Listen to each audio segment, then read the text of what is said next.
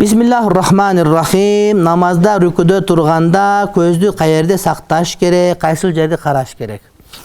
Эки риваят, бир риваятта дайыма сажда кылган жерди караш керек дейт. Кээ бир риваятта саждага барганда мурдун үстүн караш керек, рükүдө турганда буттун үстүн караш керек, каадада отурганда жүрөктү караш керек деп айтылат. Бирок аны айтып жатташ кыйыныраак болуп кеткен үчүн сажда кылган жерди карай берсең адашпайсың деп айтабыз. Анан бирок караганда көзүң ар нерсе көрүнө берсе, көзүңү жумуп алсаң деле макул. Эгерде көзүң алек болуп, алакты болуп, анан намазда хушу кыла албай турган болсоң, анда эмне? Мына ошол көздү жумуп алсаң дагы макул дейт. Бул боюнча китептерде айтылат. Имамга уюганда ал Аллаху акбар, Самияллаху лиман хамидах ушуларды айтканда биз дагы айткылаш керек. Ооба.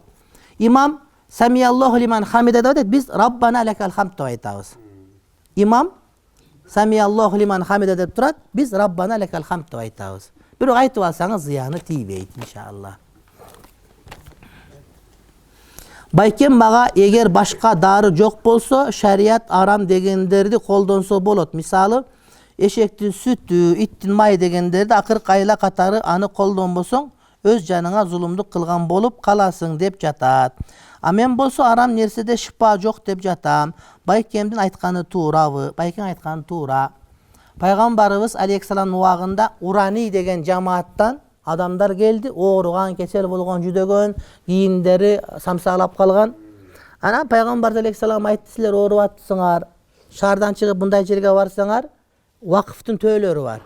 Төөчүгө жолугуп мен айтты дегиле, төөнүн сүтүнө заарасын кошуп ичкиле, силерге дары болот деди. Анткени булар дарыланып дары таппай калган.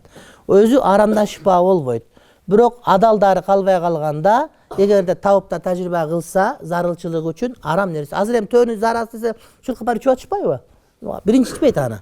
Ошол башка дары калбай калган учурда. Анан азыр эми жанагыдай бир адамдар, арабтар, мусулмандар деселе төөнүн заарасы ичкендер деп атат. Төөнүн заарасынан дагы жаман нерсени аракты ичип аткандар деле сүйлөп аткан кала бересиң да. Ал деле арам, бул деле арам негизи. Төөнүн заарасы адал эмес, арам. Бирок заара, ошол төөнүн заарасы сүтүнө кошулуп ичилгенде кээ бир учурда шипа болот. Бул башка дары түгөнгөн, ошого уруксат берилет. Ошолор барып анан жакшы болуп айыгып кетишкен. Ошон үчүн байкең айтканы туура. Башка диндегилер менен эмне деп саламдашуу керек дейт. Здрасте деп саламдашасың. Эмне дейсиң башка? Арыбаңыз дейсиң ошо. Азыр бир адам ошол депутат болуп атыптыр, анан койгон атыптыр эме кылып, анан партия түзүп. Адамдар ассаламу алейкум десе арыбаңыз деп жооп берет. Ал деген мен мусулман эмесмин деген сөз да. Ушундайлар чыгып атат. Мусулмандарга ассаламу алейкум ва алейкумуссалам суроо жооп салам алейк болот. Эгерде мусулман эмес менен мусулман аралашып болуп турса барганда бөлүп айта албайсың да, мусулмандар силерге бир салам, анан мусулман эместерге бир салам деген жок, жанагы жар-жарайт жок бу жерде. Ошон үчүн эмне десин? Ассаламу ала ман иттабал худа. Акыйкатты ээрчигендерге салам болсун деген жалпы салам айтсаң, ар ким түшүнүп ала берет. Анан бардыгы мусулман эмес болсо аларга саламатсыңарбы деп коесуң, ошо менен бүтөт. Ассаламу алейкум бул кадыр бартуу салам, мусулмандарга бериле турган салам. Муну ысырап да кагаз караш. Ну, сага керек болот мына кагаз мисалы үчүн. Убакытты Аллах артка кайтара албайбы дейт.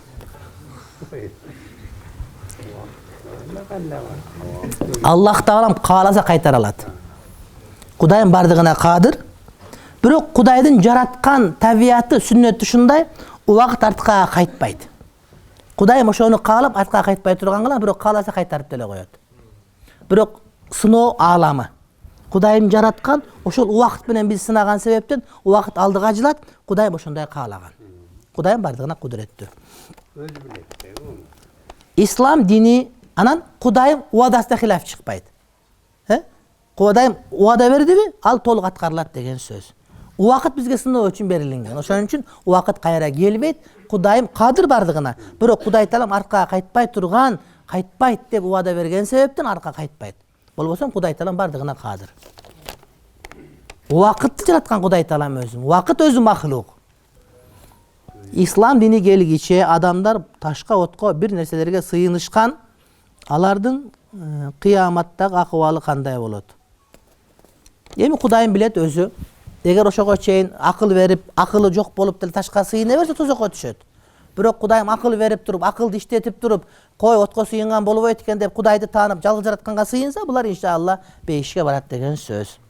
Адамдын акылы дагы пайгамбарлык макамга урматтуу бир тууганым. Ошол пайгамбар алып келген даават акыл менен дагы болот. Абу Ханифа адамга акыл берилип туруп, Аллах таппаса кыяматта жооп берет. Ошондуктан аларга акыл берилген болсо анда алар күнөөкөр болот. Тамырчыларга ишенсе болот, тамыр деген карап ысык суу экен деп билип берет, аны мүжөздөп берет, ал жакшы эле болот. Эң көп китеп окуган адам катары билебиз, китеп окуунун эрежесин айтып коюңуз. Интернетте айткан буну карасаңыз чыгат, китеп кантип окуш керек, менин тажрыйбаларым бөлүшкөм. Кайра айтканды менче кереги жок. Атам арам акча алат, ошол арам акчанын азыгын жей бергеним дурусбу? Дурус эмес. Сен сабакка келгенге жарап калыпсың, эми иштеп калганга жарап калгансың, өзүң бак сен. Мен бизнесмен болгум келет, бирок атам өзүңдүн кесибиң менен иштейсиң дейт. Мектеп бүтө эле окшойсуң, эгер бүтүп калсаң, өзүң иштей бересиң. Атаң көп тыйын таап келсең ыраазы болот. Сиздин сабактарыңыздын биринде адам уктаганда жаңы ойгончу арвак болуп турат дегенсиз. Менин суроо менин түшүмө өтүп кеткен апам, мамам көп кирет. Ошондо мен мамам өзүң көргөн боломбу? Пайгамбарыбыз алейхиссаламдан башкалардын кебетесине шайтандар кирип алышы оңой элеми. Ошончо кирип, чоң атаң мындай буйрук берди, аскага барып үй салгыла, ана малыңардын баарын сойгула деп айтып келе беришет да. Ой, чоң атам айтпады эмне десең, бул сарайда каргаша түшкөн, муну сатып башка жака кеткиле деп айтып, сарайын сатып берип банкрот болуп калыптыр бирөө. Бирөө келип ушул машинеңе жаман болгон деп айтты. Аны каяктан биз билебиз? Ал чоң атаң жок, кебете чоң атаң, бирок ал башка шайтан болушу. Ошон үчүн эмне антпейли истихара окуп туруп эле ишти кыла бериш керек. Арбактар кирип айтты деген менен ал чоң атаң өзү эмес, балки башка бирөө. Бир гана пайгамбарыбыздын кебетесине шайтан кире албайт. Ал эми калгандарга бардыгына кире бериши мүмкүн. Шайтандар бар да. Ошондой. Жаңы төрөлгөн балага 1 ай болду, соска берсе болобу? Баланы соска менен алдаган болбойбузбу дейт. Малакыстабыз, бардык оюнчук бергенде кеп.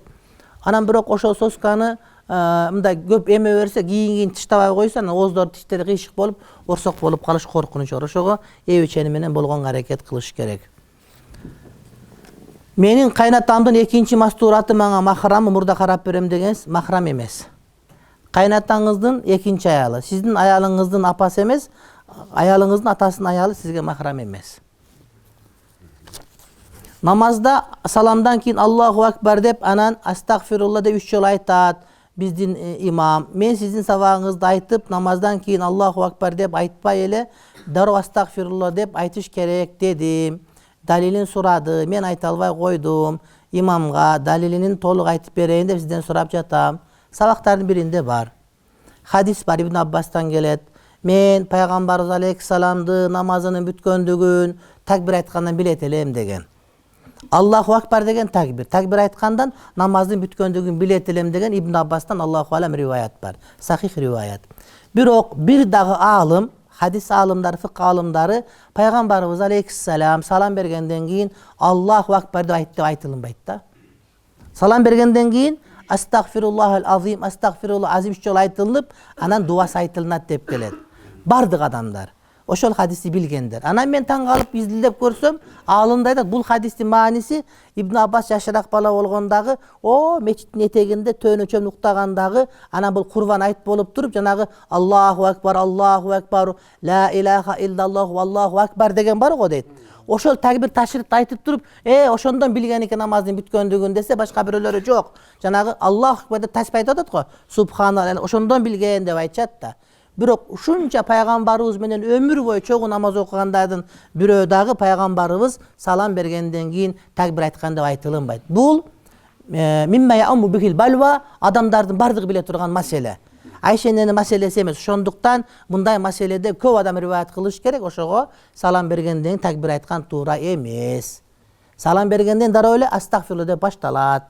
Тилекке каршы Пакистан өлкөсүндө бардык ошентет экен, ошол хадиске амал кылып аткан болушса керек.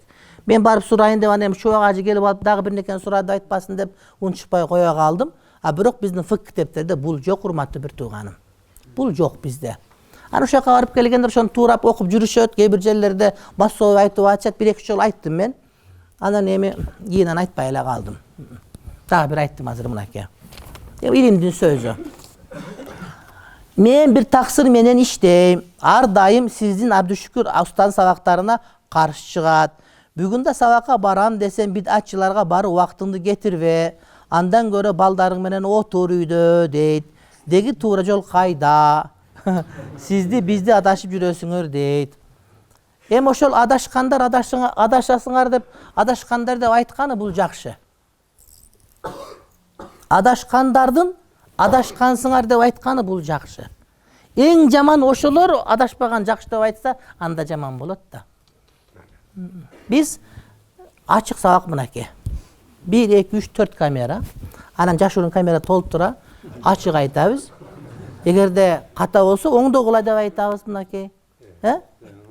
Ачык таразага салабыз. Бекинип айткан жерибиз жок. Ханафи мазхабтабыз. Даватты жакшы көрөбүз. Матурид акыйдабыз. Улуттук каты салтты билебиз. Ар бир айткан сөзүбүзгө жооп берип сүйлөгөнгө аракет кылабыз. Эгерде кимдир бирөө келип, "Жок, сеники ката" десе, аны угуп көрүп, эгер айткан сөзү туура болсо, аны кабыл кылганга дайыма даяр турабыз. Эгерде бизди бидачы десе, анда ал демек бизге кошпогон Ханафи эмес, Ахлу Сүннат эмес бир жамааттардан болсо керек. Алла хидаят берсин деп дуа кылабыз. Мен ким болуп калмам Бишкара жокөбүз. Пайгамбарыбыз алейхиссаламды жинди деп айтышкан, акмак деп айтышкан, туура эмес деп айтышкан. Дин жолунда мына ушундай. Ошого чыдасаң сабагыңды айт. Ошого чыдасаң дааватыңды кыл. Пайгамбарыбыз алейхиссаламды кууп чыгышкан бул жинди. Мажнун деп Кур'ан-ы Карим текст менен келет. Анан биз кимбиз? Ошон үчүн Аллах ыраазы болсун, бир тууганга хидаят берсин. Биз иншалла туура жолдобуз, туура хидаяттабыз. Ушул жол менен иншалла өлгөнгө аракет кылабыз. Ушул жол туура деп билебиз биз. Алхамдулилла.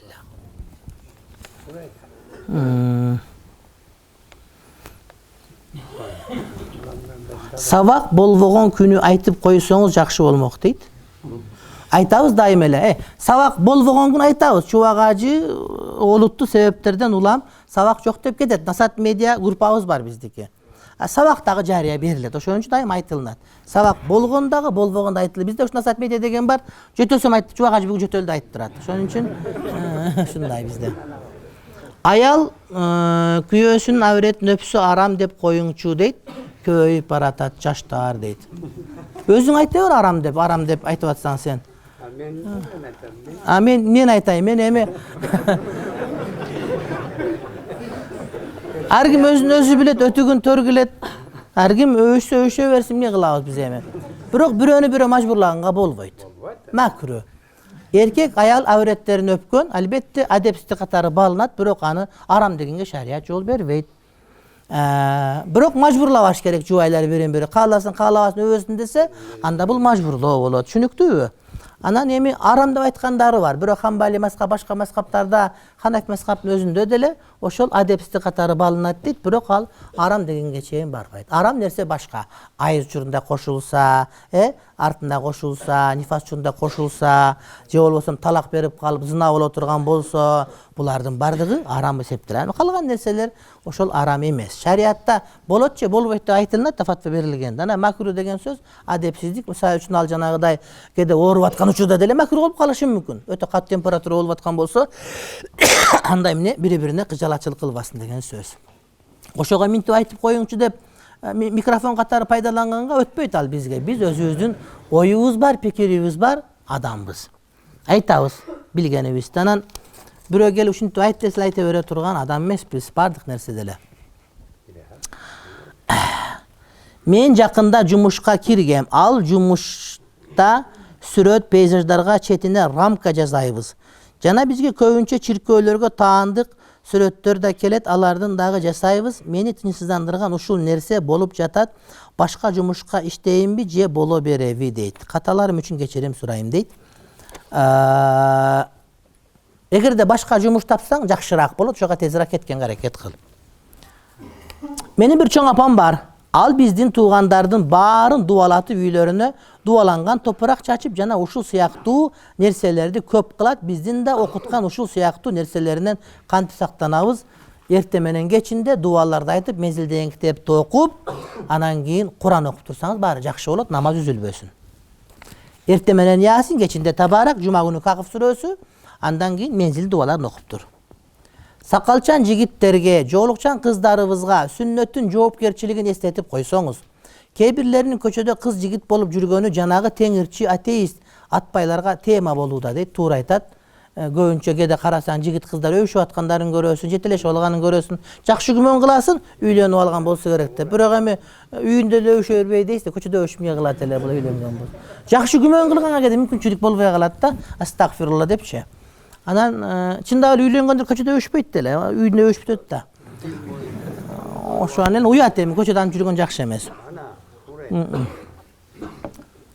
Быйыл Кудайым буйруса, жогорку кеңеште депутаттык шайлоо болот. Сизден суранам, депутаттыкка талапкерлигиңизди коюңуз. Кыргыз эли сизди Кудай кааласа 100% колдоп беребиз. Эми өзүңө жооп берсең, кантип эле жооп бересиң? Биздин элибиз кызык да. Садыр Жапаров келатканда, "О, келип барыбыз чыгабыз" деп этип чыкпай койду мынакей. Так отурмөдө мисалы. Ушундай да. Ошого ал жанагыдай панар сапкыч деп коет, жанагыда солярка чачкычтар бар, май чачкып откомай койгондар. Ошого адам өзүн мындай истихара окуп, Кудайга таянып ишин кылыш керек. 100% деген сөз ал кыйын маселе, Бирок рахмат. Партия түзүп барыңыз. Партия түзгөнгө мага болбойт. Эми болушу мүмкүн мусулман катарында, адам катарында, бирок диний негизде партия түзгөнгө, ошондой эле аскердик негизде партия түзгөнгө биздин маш мыйзам толук түрдө тыюу салат. Бирок жаран катарында болот. Анын үчүн мен уламалык кеңештен чыгышым керек, андан кийин түзсөм болот, бирок андай партия түзө турган оюм жок. Азыр бизде коррупция мойнуна чейин батып кетти, жүрөгүндө ыйманы жок, менмин деген честный адамда таза иштеп берем деген жакшы ниети болушу мүмкүн, бирок жогорку кеңешке барганда жегенин өзү да аңдабай калат. Фин элин Снелман, Жапон элин Хидайоши көз карандысыз өнүп өсүшүнө чоң салымын кошуп кетишти. Бир лидер жетиштүү мамлекеттин өсүп өнүгүүсүнө ката жасам кечириңиз дейт. Туура айтасыз. Санай берсек лидерлердин саны көп. Бирок жалгыз таруу ботко болбойт, жалгыз дарак токой болбойт. Ошолордун аркасында командасы болгон, лидерлердин аркасында адамдар болгон. Мен ойлойм, эгерде бардыгыбыз намазга келип, ыйманга келип, динибизди туура аңдап, сүннөткө амал кылып, дават менен жашай бере турган болсок, команда өзүнө түптөлө берет. Балким биз команда бирибиз тааныбайбыз, билбейбиз, бирок биздин жана асыл ынтымактар, асыл максаттардын бардыгы бир команда болгонго алып келет деп ойлойм мен. Мен же башка бирөө ким болбосун айтор ошол Кудай үчүн иштеп берем деп иштеп аткан жакшы адамдын тегерегине ар дайым чогулганга биз даяр турушубуз керек. Мына ошондо жакшылык болот. Жакшылыкты бир адамга байлабаш керек. Акыйкат адамдарга байланбайт, балким адамдар акыйкатка байланыш керек. Адамдарга акыйкатты байлап алсак, адам адашып кетиши мүмкүн, аны көрүп биз да адашып кетебиз. Ошон үчүн адамдар дайыма бааланат акыйкатта жүрүүсү менен. Адам абсолюттук акыйкаттын ээси боло албайт. Ошон үчүн адамдарды баалаганда акыйкатка канчалык туу ошону гана карашыбыз керек. Бирок адамды акыйкаттын очогу катарында кармап албаш керек, бир адамды касиеттүү кылып албаш керек. Мен мусулман менен момундун айырмачылыгын сурайын дегем. Жана ислам, ыйман, ихсан бул боюнча көп айтканбыз, интернетте бар. Кичине карасаңыз чыгат, жанагыдай кызыл кекиртет, кыйла жерге секиртет. Бир аз секирсеңиз толтура, YouTube'да толтура бар. Сабакты ижаза бересизби? Эгер Эко Исламик банк шарият мектебет, Ислам университетинин аялдар сабак берсе жакшы болмо кыздарга. Проблемалар айтып эле жүрөбүз. Найма жана Давка деген мектеби бар экен. Ошол мектепке балдарыбыз окусак болобу? Акыйдасы бизге туура келеби? Наима бала бакча менен мен байланышым бар, билем. Кээде бар лекция окуп турам. Булар ошол дүйнөлүк олимпиадага барып, орус тил, англис тилден, башка тилден орун алып келип аткан мектеп. Акыйда Ахлүсүннат вал жамаат. Макбул шейхтер келип, сыраждамдар келип лекция окуп турганын мен билем. Башында эжеке Хабиб эжеке өтө маалыматтуу, жогорку кеңеште иштеген, диндар, ушундай айым. Ошон үчүн мен Айыма мектепти мен сунуш кылат элем. Анан Давка боюнча мен маалыматым жок, эч кандай сөз айта албайм. Анткени кабарым жок чындап эле. Наиманы жакшы билем. Мен гепатит менен ооруп калгам, анан бир таксыр дары ичип жатканымды көрүп, Фатиха сүрө менен эле айыгат деп айтып, менин башым катып жатат. Врач туганбы же таксырдыбы дейт. Дары ичип жатканда ширкке чейин барат деп жатат. Ушул жөнүндө айтып коесузбу дейт. Мен ошо дем салып берсин, жакшы болуп келсең нур үстүнө нур, Фатиха шифа болот, эми ага андай ихлас керек, бии керек. Анан дарын да иче бериңиз иншалла. Бирок дарыдан айыгам дебестен, ушул дары иншалла себеп болот деп. Болбосом суу ичкен ушул сууну ичем, суу менин суусунумду кандырат деп ичсеңиз ширк болот. Su menin suusunumu kandırat debsең şirk bolot. Antkeni su sebep suusunumu kanışına. Men okup atam, özüm kıyımın, akılım menen düşünüp alam, alım bolom desең жок андай эмес. Алда ширк болот. Анткени Кудайдын кудурети менен болот бардыгы. Кудайым берген акыл жөндөмөн окуп аракет кылам, себеп болот, иншалла да окуш керек. Дарында бисмиллахир-рахманир-рахим, Аллах Таала ушуну шифа кылсын деп себеп кылып ичебиз. Аны дары аяктырат десең, анда дарыны Кудай кыласың, жана аналигинге сажда кылыш керек болуп калат да. Ширк. Шундай. Ал туура эле сөз, адамдар туура түшүнүш керек. Өткөндө маулитте жолдошуңар баласын карабай аткан болсо, мага айткыла, биз жар салабыз, жакындарын уят кылабыз. Сүйлөшпөгүлө дейбиз дегенден бери кыжалат мында. Мен го жардам берейин айына 15 000 сомдон 20 000ге чейин иштейм. Ошондон 3 000 сомдун бөлүп берейин десем, бизде баары жакшы деп койду. Же аз деди. Айтор ошентип эми мен жөнүндө кайрылса мен дуят болом жакындарыма дейт. Эми элестетип көр, канча балаң бар сеники? Анан сен 20 000 сом айлыкта, ошондо 3 000 сом берейин десең, ошо жетеби жокпу? Бирөө келип арызданат, 4 балам бар, 3 000 сом берет дейт. Анан суумай гана жеткирем дейт ошо балдарына дейт. Калганы жок дейт. Өзү кайрымдуулук кылып, дүйнөнүн баарын кыдырып жүрөт дейт. Кудайым рызкыны берет. Рызкыны берет Кудайым. Себептер менен берет да.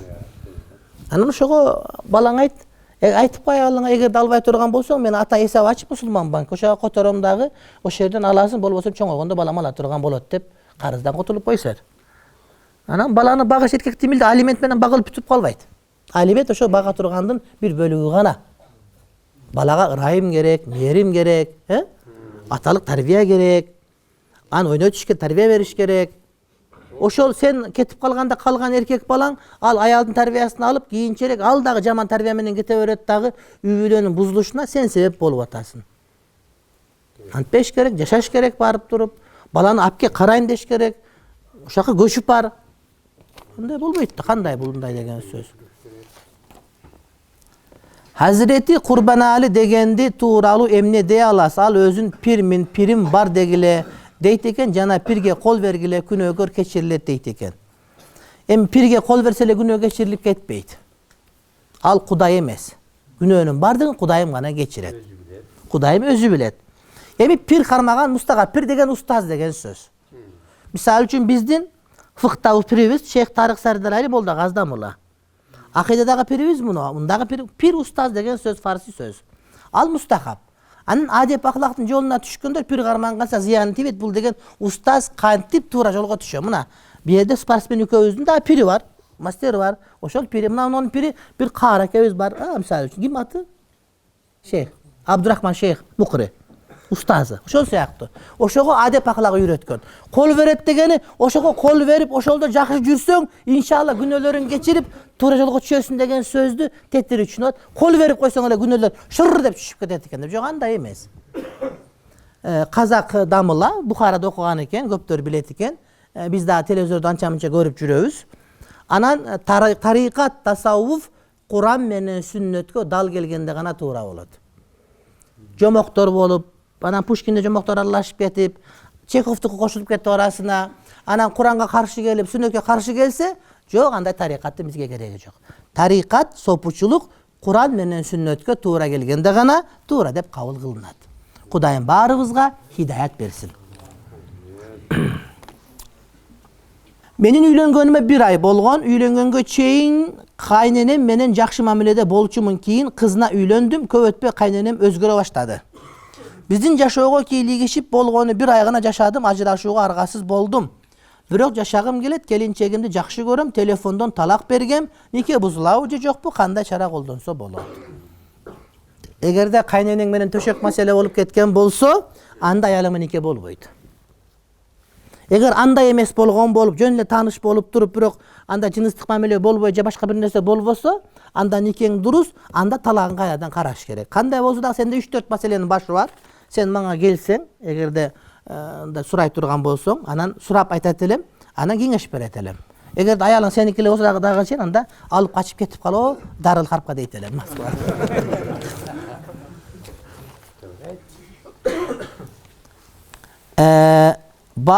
Elhamdülillah menin dostlarım köp. Барын ең жақшы деп, ең жақын деп айта албасам да, bir ekөөс өтө жақын bir туғандайбыз. Ортоғуда сеники меники деген нерсе жоқ дейді. Ақча мәселесі болсын, башқа нерсе болсын, эч эсептешпейбиз. Аллах жолунда бири-бирибизди жакшы көрөбүз, динде бири-бирибизге жардам беребиз. Ушул нерсе туурабы эсептешпегенибиз. Анткени биз достуктун каны башка, жаны бир, өзү башка, кошелогу бир дейбиз. Акча кылчыны. Эми эсептөөс айрылбайт деген сөз бар. Эсеп болуш керек. Туура. Жардам берген башка кылган жакшы, бирок бир күн болбосо бир күн кыжалачылык болушу. 5 сом андай мындай бул кириш-чыгыш боло берет. Аны кечирип туруш керек албетте. А бирок соода маселе башка болгон убакта эсептеш керек. Бул достуктун бекем болушу үчүн. Умар разияллаху анху айтканы го. Мусулман үчүн исламдан кийинки эң чоң неамат жакшы дос деп. Акыйкат ушундай. Достук үчүн дуа кылып коюңуз. Аллахтын аршынын көлөкөсүндө туруучу жетинин бири биз бололу. Аллах үчүн бири-бирин жакшы көргөндөр дейт. Аллах ыраазы болсун, абдан көңүлүм ачылды. Анткени кол жазма сулуу. Адамдын о жанагыдай мындай бир психологиялык абалы өзүнүн кол жазмасынан билинет да. Адамдын абалы психологиялык. Адам дин соолугуна зыян тийгизет. Эркектерди 99% ошо мээ жейт. Анан барып брак болуп калат бардыгы. А бул акыл эси нормаль деген сөз. Бирок жанагыдай азыр көп дүйнө топтой элек болсоңор керек, жанагыдай бизнес башка болгондо эсеп менен, бухгалтерия менен болуш керек бардыгы. Ошону мен силерге кеңеш кылат элем. Муну бүтүрүп коелу, көптөн бери сабак боло элек. Арак, пиво, алкоголь ичкенден канча күн кылган амалдар? 40 күнгө чейин. Бирок намаз окуй бериш керек. 40 күнгө чейин кабыл болбойт делет, бирок тилин булдуроктабай Куранды туура окуй турган болгондон баштап намаз окуш милдеттүү болот. Daaratты туура жана оңой алуу жөнүндө кененирээк айтып бересизби? Насат медиага киресин, Daarat деген кнопканы бассаң чыгып алып, сүйлөй берем. Айылда 5 убакыт намаз болсо, 5 убакыт Daarat алышып, суук тийип калгандар көп болуп жатат. Ошол жерде мундак токтобой сүйлөп айткам. Орто Азияга белгилүү болгон устазыбыз Шейх Мухаммад Садик Мухаммад Юсуфтун Сүнни акыйдалар китебин жекече окусак болот. Аш'ари акыйда менен Матурид акыйда кошулуп жазылган көркөм китеп, албетте жакшы. Багымдатты бир күнү үйдө аялы менен бир күнү мечитте окуп турса болобу дейт. Эгер аялыңыз намазга тура албай, үйрөнө албай аткан болсо, үйрөткөнгө чейин болот, бирок мечитте окуган албетте сүннет муаккада. Тахажжудтун убакыты саат канчага чейин окуса болот? Насат медиа деген приложениени киргизип алсаңыз, тахажжудтун убагын сизге киргизип берет. Тагыраак айтканда, куптандан багымдатка чейинки бар тахажжудтун убактысы, бирок түндүн акыркы 3төн 1 бөлүгү эң жакшы убактысы. Аллах Таала барды күнөөлөрдү, ширктен башкасын кечирет деп үмүт кылабыз. Этикат кылабыз, не только үмүт. Анткени ушундай шариятыбыз. Мен өзүм зулум кылып көп күнөө кылдым. Ошол күнөөлөрүмдөн эч кайта албай койдум. Иншалла мен кайтам жана Алла Таала кечирет деп үмүт кылам. Буландысы кийинки бетте. Менин ал кылган күнөөм уят кинону көрүп кайта албаганым. Мен өзүмдү импотент болуп калдымбы деп ойлойм. Мындайча айтканда, зынага чейинкисин баарын кылдым. Зынага түшүп кете элегимде үйлөнөм иншалла. Менин сурайын дегеним эми ушунча болуп калды, кызга эмес, келинге жубан болсо да үйлөнүп кете бергеним оңбу. Ушул оюм өзүңүздүн кеңешиңизди берип койсоңуз дейт. Үй бүлөлүү эркектер жана порно фильмдер көрүп атса, демек төшөк маселе жайында эмес деген сөз. Демек төшөк маселесинде эркектер аялдарга, аялдар эркектерге толук маани бербей атат, малдай болуп кошулуп кетип атат деген сөз, бүтпөй калган тияктан алып атат деген сөз. Эгерде сиз порно көрүп аткан болсоңуз, аялыңыз бычактагандан кийин дагы, демек сизде проблема бар. Демек кайра баштан карап чыгыш керек эркек аял маселесин. Ал эми бойдогу адамдар сразу үйлөнүш керек. Эртең орозо кармаңыз, бүрсү күнү үйлөнүңүз иншалла. Эки саждын ортосунда Раббихфирли деп айтсак зыян тийбейт. Ханафи мазхабта жок, башка мазхабта бар. Башка мазхабта болуп бизде жок болуп аткарсак зыян тийбей турган болсо, мустака өкүм болот, демек жарай берет. Имам Махди качан чыгат? Бул боюнча менин макалам бар, окусаңыз болот. Кыяматтын белгилери жөнүндө. Түшүмдө бою 1.68, 1.73 ак кийимчен бир киши келди. Анан жүзүн көргөн жокмун. Жүзүнөн жарык чачырап турган Маевка ТВдагы мультиктей дейт. Марва ТВдагы мультиктей. Чач ийине чейин болчу, бул точно эмес. Аркасында абдан чоң ак кийимчен 2 киши турган. Алардын жүзүн көргөн жокмун. Жүрү, мен сени үйлөндүрөм деп үйлөндүрүп кетти. Кеткен соң мен ойлонуп калдым. Эч көрбөгөн кызга кантип үйлөндүм деп. Аркаман бир аз толугураак, чачы ийнекейин, кызыл свитерчен аялым белимди карсылдатып бер деп сурады. Эки чыканагынан кармап, эңкейгенде дүйнөдө эң бактылуу болуп калдым. Бактылык жүрөгүмө батпай ойлонуп кеттим дейт.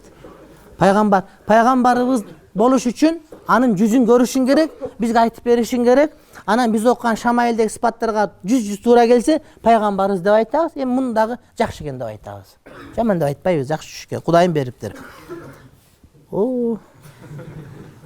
Куран жаттаган каарылар Куранды кайталабай унутуп калса, кайсыл учурда унутуп калды деп айтылат, унутуп калган учурда. Беловоскийде Мухаммед деген тажик молдо бар экен, жиндер чыгарат экен, ар күнү 3-4 адам барат экен. Ошол молдо жөнүндө билесиз, билбейм. Кабинетти түшүндүрүп берейинби? Жок, кереги жок түшүндүрүштүн. Мен жыргал каарын жакшы билем, жыргал каары билем. Жин салгандардан, анткени акча албайт, башка кылбайт. Ошо кишини урмат кылам, этикат кылам. Анан кээ бир адамдар бар, мен билем, бирок ажырашып, бала чакасын карабай жүргөндөр бар экен. Бала чакасына жаттаган Кураны ырайым тийгиз албаса, башка бирөөгө тие ырайымы? Не дедиңер? Куран жаттап каары бол, дем салып, анан өзүнүн бала чакасы тийгиз албаган башка бирөөгө тийгизеби ырайымы? Куран өзүн оңдой албаган башка бирөөгө анын берекеси тиеби? Мен жок, ага мен ишене албайм мен. Өтө беш белгилер бар. Мал жандыктан быйыл Кудай буйруп бир торпок алдык. Анан балалуу болдук. Жентек бериш керекпи? Бербесек деле айылдагылар келе берет, ага тамак кылыш керек. Аялым экөөбүз ойлонуп калдык. Анан бир эжем жылкы алып берген, Алла ыраазычылыгы үчүн деп өстүрүп берейин дедим. Жакшы экен, эмне кылайлы эми? Жентек деген эми эркек бала төрөсү, 2 кой, кыз болсо 1 кой союп колуңуздан келсе. Анан келбесе айла жок иш. Мен бир банкка акча чогултуп жүрөм. Акчамдын үстүнө бир аз процент кошулат. Мен ошол акчаны бир туугандарыма берип койсом болобу? Жок, бербеш керек. Аяка бергенге болбойт. Мусулмандарга жегенге болбойт. Балким мындай биздин көчө Баткага таш төйөп койсоңуз болот. Батка көчөлөргө мисалы үчүн. Тамакка иштеткенге болбойт аны. Мен жумушумда дайым өтүк кийип жүрөм. Өтүк жумуш бүтмөйүнчө бутуман такыр чечилбейт. Суроо намаздын бут кийимин окуй берсем ооба боло берет. Өтүк таза болсо окуй бересиз. Даратканага киргенде түбүндө бир нерсе жабышып калса, тряпкага тазалап сүртүп койсоңуз, таза болот. Же болбосо топуракка бассын, топурак тазалап кетет сөзсүз түрдө. Даратканага киргенде өтүктүн бут кийими болсо, эшикке чыкканда кум топуракка бассаңыз, ошол тазалап кетет. Шарият тазалады өкүмүн берет. Анан лупа менен карап шарт эмес. Чочкон этин жезе болобу жапайы дейт. Ол жапайы жөнбү, ал чочко да баары бир. Жок, кээ бир түшүнбөйт экен. Жапайы чочкон адал деп түшүнөт экен. Анан неме тергеп алыптыр эме деп. Кара кийик депчи. Жок, ал чочко ал ошо.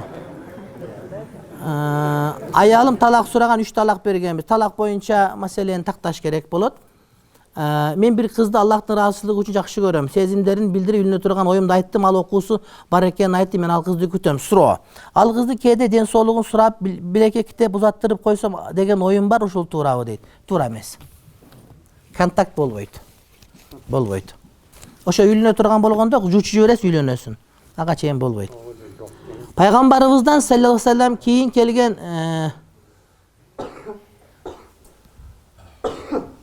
кийин келген коомдун баары пайгамбарыбыз үммөтпү же мусулмандар элеби? Мусулмандар пайгамбардын үммөтү болот. Бирок эме бардык адамдар урматтуу бир үммөт болгон мүмкүнчүлүгү бар. Кабыл кылуу үммөтү бардыгы. Бирок Мухаммад үммөтү бул ыйман келтиргендер. Ошолорго шапааты насип болот иншалла. Бирок ар бир адамдын ыктымал мүмкүнчүлүгү бар. Менин карынды чет өлкөгө практикага барса болобу? Болбойт. Аял кишилерге махрам менен барыш керек. Умрага, ажылыкка, содага, окууга, башка нерсеге болбойт.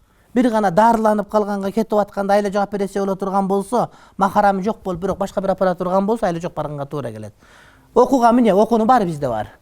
Ишти баары бизде бар. Болбойт. Аттахиятта отурганда сөөмөйдү көтөргөндөн кийин манжаларды саламга чейин жазбайсыңар. Ашхаду ан ла илаха илля деген тура берет дагы, салам бергенден кийин гана жазылат. Мен мечитте Курандан сабак алып жатам. Устазым Молдо Халилдин шакирт экен. Бирок сизди Жанаб Шүкүр ажыны бир аз жамандап койду дейт. Алар адашкандар вахабисттер тиги бу деп дагы көптөгөн нерселерди айтты. Өлгөндө мал сойсо болот, салтыбызда бар, кыскасы мени башым айланып калды дейт.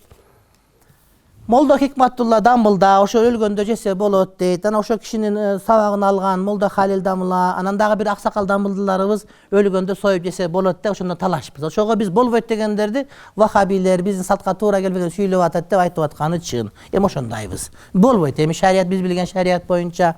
Анан болот деген далилдерин көрүп атат, алардын баардыгы жалпы далилдер, ихсан дегенде. Ал үчүлүккө чейин сойгонго болбойт, шариятта жок, тыюу салынган деп айтып атабыз. Анан ал боло берет, ал ушундай. Ал нормалдуу көрүнүш. Капыр дебегенден кийин ыраазыбыз биз. Молда Халил баш үстүнө, Молда Надыр баш үстүнө устаздарыбыз сыйлайбыз. Официант болуп иштейм, анан тойлордо арак вино болбойт куйган. Азыркы Мекке шаарына еврей жана баш өкүлдөрү эч бир каршылыксыз эле беймарал кирип чыгуу укугу алды. Деги эле Сауд өлкөлөрүнүн саясаты мен түшүнбөйм көп деле. Романовский уругунда койлор мусулмандарга мүмкүнбү? Итти мышыттын маткасына алынган дейт. Эгер ошондой кошулуп калса да кыйын. Чочко кошулуп калган койлордун тукумдары бар, алар болбойт. Эко Ислам банктан бул жерде ошо иштеген муфтий иштейт bizde. Жигитал Дамла жана Макбул Дамла ошолорду сурасаңар болот. Сабактан кийин сизге жолуксак болобу? Жок, атайын жолугундай биякта отурам жолугупчу. Жөн эле жолугуп анан сакалым ушундай кылсам болобу деп айта бергендер болбойт. Мен 2-3 чыкыргам, аялы менен күйөөсү ушулар дугайын, макулбу? Мен бир менен машина алдым, анан акысына бир кой союп коштуналарга тараттым, ошол жетишерлик ошого жооп айтып коесузбу. Жок, милдеттүү эле эмес. Акысы деген сөз жок. Эми бата алып койгон жакшы, бата менен эрге көрөт, жамгыр менен жерге көрөт. Coca-Cola, Fanta, Sprite, Pepsi ичсе болобу? Эми бекер болсо ичип койсоң болот, бирок жакшы эмес. Комуздун үнүн укса болобу дейт. Карачы, аябай ката жазып атасың да. Ошого сен Айтматовдун Балалык деген китебин алып туруп көчүр бир сыйра. Дептерге көчүрсөң, ката жазган үйрөнүп аласың да. Буят деп, ушу карачы мынакей. Комуздун деп туруп, комуздун деп өчүрүп дыны коюптур. Үнүн деп туруп, айтор эми 4 ката да балам. Эми 3-чү класста мындан жакшы жазыш керек болот негизи. Эми азыр уят болбой калды, бизде парламент ушундай окуп атышат бардыгы, бирок эми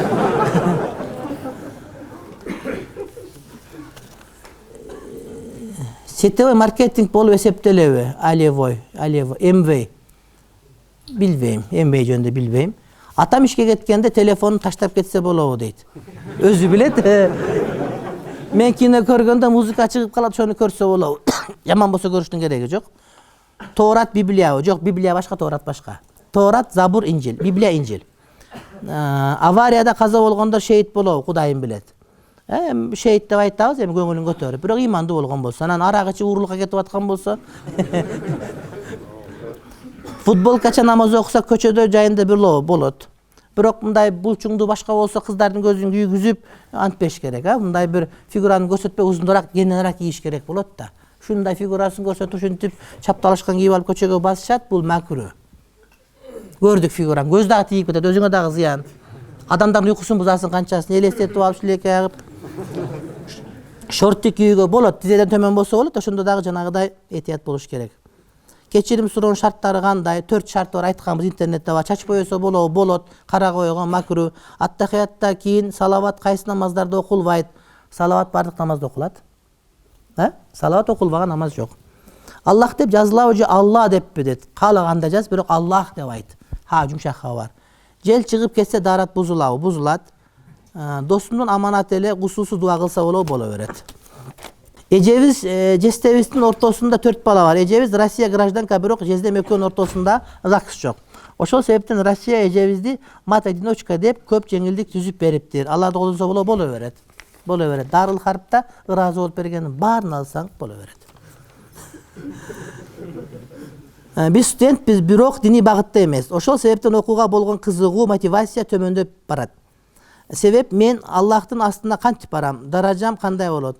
Диний багыттагы бир туугандарыма менен кантип тең элем, алардан кантип ашам? Жана бул даражага жетүүгө ар ким туугандар, пайгамбар, доктор Усман жамаатына кет, аякта даватка машварага барат да. Дамлайт деп атпайбы муфтий дамлабыз? Эмне дейт? Сахабалар ушинтип сабак алган. Медресе алган эмес сабакты. Окууда окуп, келип сабак алып, жумасына 2 жолу сабак бар бизде, башка жерде сабактар бар. Ушул сабак илим ушул. Ошентип алынып кетет. Ошол жерде отуруп мен жогорку иште иштегендерди билем, врачтарды билем, жогорку министр болуп жүргөндөрдү билем, башкаларды билем. Ушул жерден илимин алып өнүктүрүп эле жашап атышат бардыгы. Ошого сен оку, сабактарга катыша берсең, илим ала бере сөзсүз түрдө. Сөзсүз түрдө эле кетип калыш шарт эмес. Шайтан васвасасы. Эпте окуган чыгарып, анан бияктан дагы чыгарып, анан көчөдө калып калыш керек. Илгери Маккада жүрсөм, Майданда окуп аткан бир бала бар. Келип айтат, "Ажеке" десем, айтат, "Менден окуу чыкпай калды. Мен окууну таштап кетип атам, эмне? Барып алек болом бизнес менен, анан байып талабаларды окутам" деди. Окууну таштады, келди, семечке деле саткан жери жок. Дагы да ошол кайсарлык боюнча жүрөт да, мисалы. Ошондо кал десем, "Жок, мен чечтиммен" деп кеткен да. Чече бересиз, ушинтип, ошон үчүн окууңу тышта оку, улант деген сөз да. Мен барып бай болуп, адамдарга жардам берем. Эми сага бай болуш жазылганмы, биле Кудай билет. Бирок окууң астында турат. Окуп ал десем окуган жок. Жүрөт эми дагы деле нары бере сандалып эле мынтип эле. Азыр деле жүрөт ушинтип. Жума намаз чырында сабак болуп калат, кайсынысына барам дейт. Сабактын уруксат сурап көр. Иншалла. Ата-энесине баласын жана малын бактырып койгондорго насаатыңызды айтып коюңузчу дейт. Жакшы жатабыз деп сүйлөшөт, ойлошот окшойт дейт. Ата-эне сөзү дагы айтсын, балам, малың өзүң бак деп. Сизден 5 тапшырма сурагам, эсимде жок калат. Кээде унутуп калам, пендемин да. Кайра сура. Акыркысы мынакей. İçinizden okunuz deyiptir, içimen okup koyalım ki inşallah. Amin. Bismillahirrahmanirrahim. Rabbana atina fid dunya hasana ve fil ahireti hasana ve qina azabannar. Erten atabızga operasiya bolat, Kuday talam şifa versin. Жүрөгүн ошондой эле бардык ооруп аткандарга шифа ажил берсин. Кол көтөрүп тургандардын бардык тилектерин Кудайым тегиз кабыл кылсын. Элибизге тынччылык ама токчулук берип, мына дунга маселеси да тынчып Кудай таалам өзүнө жага турган ал чечилгенди кабыл кылсын. Жана биз сүйлөгөн улуг устаздарыбызды Кудай таалам ыймандарын бийик кылсын, тилектерин кабыл кылсын. Анан хидаятта жүрбөгөндөргө хидаят бергенди Кудайым насип кылган болсун. Рахматка архамар.